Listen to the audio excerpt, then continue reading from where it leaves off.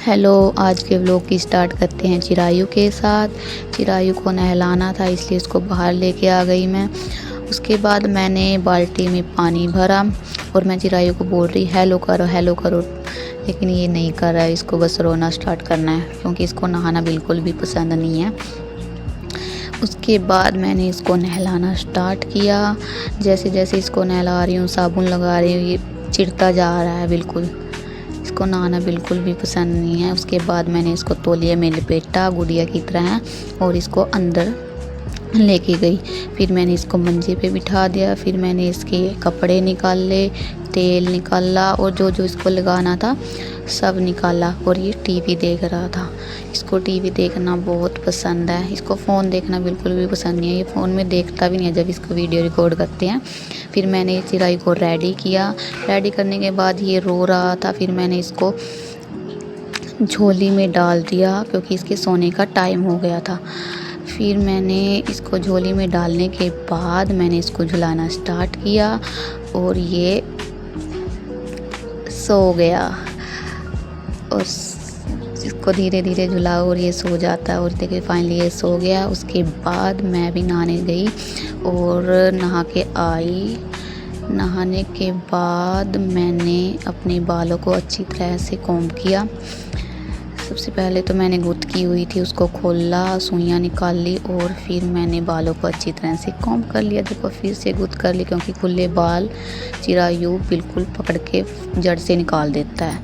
इसके बाद मैंने मेकअप करना स्टार्ट किया। सबसे पहले लगाई मैंने सनस्क्रीन को अच्छी तरह से ब्लेंड किया। देखो कितनी अच्छी ग्लो आता है सनस्क्रीन लगाने से। उसके बाद लगाया मैंने BB cream dot light weight होती है, इतना वो फाउंडेशन की तरह नहीं होती है।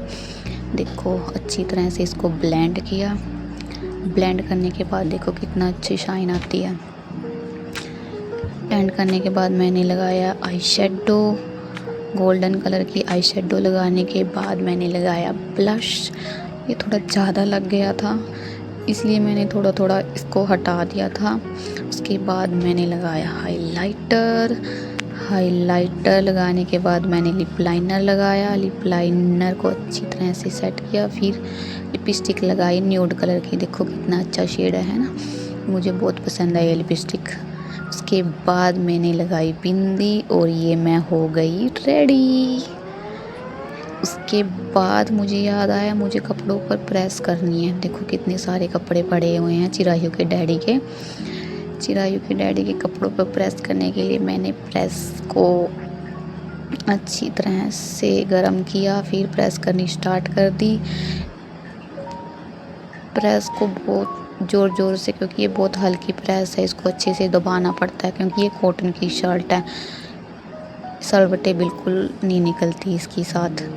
फिर मैंने कपड़ों को प्रेस करने के बाद इनको रखा अलमारी में रखने के बाद किया अलमारी को बंद।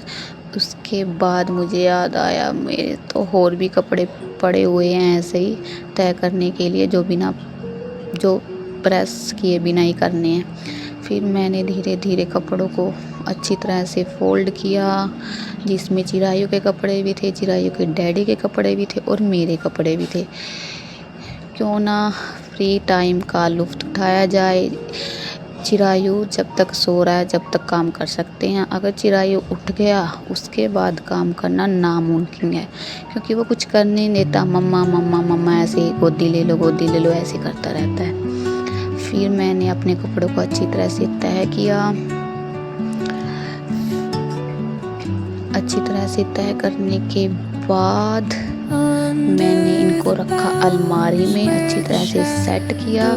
मेरे कपड़ों को अलग रखा है ना, और चिरायू के कपड़ों को अलग रखा क्योंकि उसके छोटे छोटे कपड़े हैं। अगर वो हमारे कपड़ों के मिक्स हो गए तो वो मिलते नहीं हैं, और अगर मिक्स करके रखते हैं तो कभी उसके निकालते हैं तो दूसरे के गिर जाते हैं, इसलिए हम अलग अलग कपड़े रखते हैं। चिरायू के डैडी के अलग। कपड़ों को सेट करने के बाद मुझे याद आया दोपहर का टाइम हो गया, चलो कुछ बनाते हैं खाने के लिए। मैं गई रसोई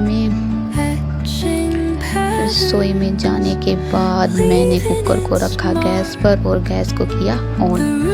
उसके बाद चावल में दाल मिक्स की, मूंगे की दाल, और मैंने इसमें धोने के बाद इसमें डाल दी, ठीक है।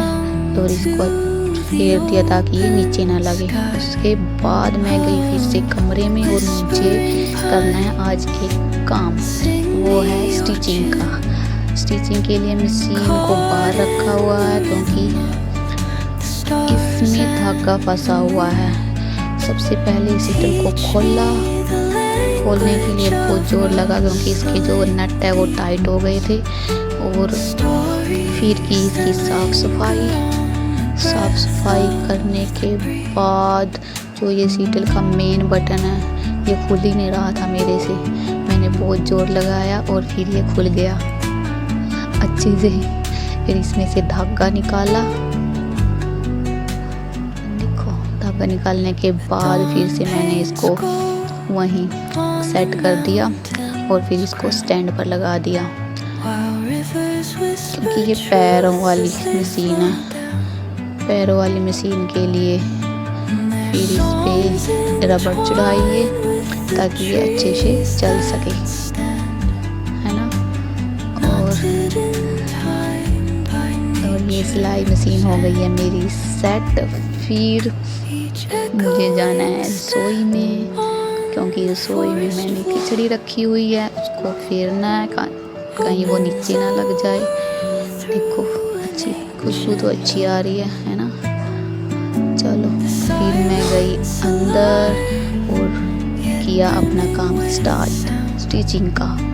स्टिचिंग के लिए सबसे पहले सुई में धागा डाला, ये भी टफ ही है, कमरे के अंदर अंधेरा है ना तो काफ़ी टाइम में डाला। फिर मैंने नीचे डब्बी को डाला और ये सिलाई स्टार्ट। सबसे पहले ये आसन की सिलाई, फ्रंट वाले आसन की सिलाई की।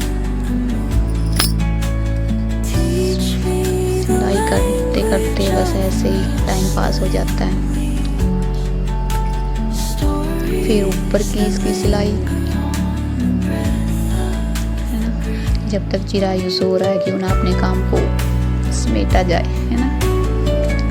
तो साइड वाली सिमन मारी मैंने इसमें, फिर ऊपर को सिलाई की इसकी।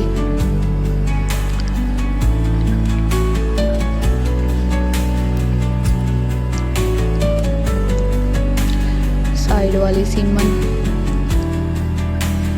सिलाई की, साइड वाली साइड से सिलाई की ट्राउज़र की।